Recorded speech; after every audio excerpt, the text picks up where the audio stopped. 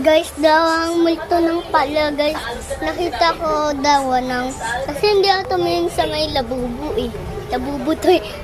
Sa lababu eh. Kaya, ngayon guys, magagawin naman tayo. Ito na nga guys.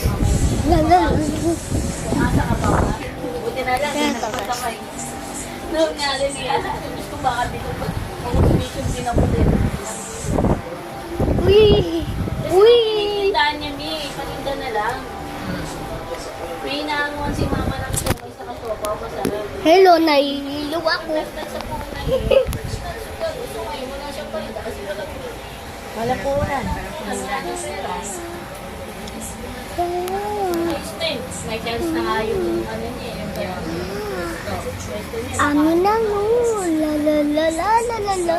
La la la. Talaga yung tutog na kalasing niya. Isit nakakita ng patay. Puro sa nadaanan nila ni alam ko silang yun. Hindi kasi rala ng patay.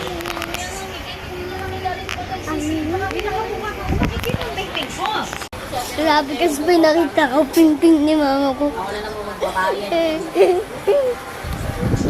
bulit sige at mga nagal pa pasok. Guys, ubuan ko. Thank you sa ubuan. Bye-bye. No? Ano pa? Ilang guys, natanong ako. Ayaw niya. Hindi sa ano, hindi Iligat ako. okay pa kung Madami pa pa ang multo. 100 sobra. 100,000 guys.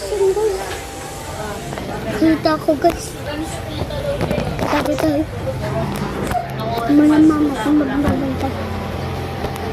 Tapos meron pa siyang inano yung Philippine Ako yung multo. Joke lang. PW sa top. Guys, yung tayo sila. Private yun eh. Eh sabi ko manahimik ka. Tag-salit kayo guys.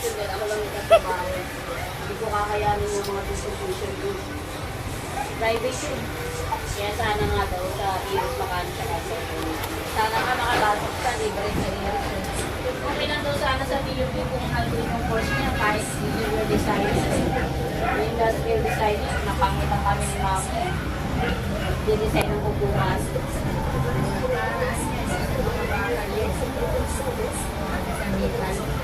Ikaw, Jedy, anong course mo? Anong kukunin mo? Hindi ko alam. Magdo-doctor ka? Medicine? Ano pa? Nurse? Ano pa? Ano pa gusto mo? Spaceship.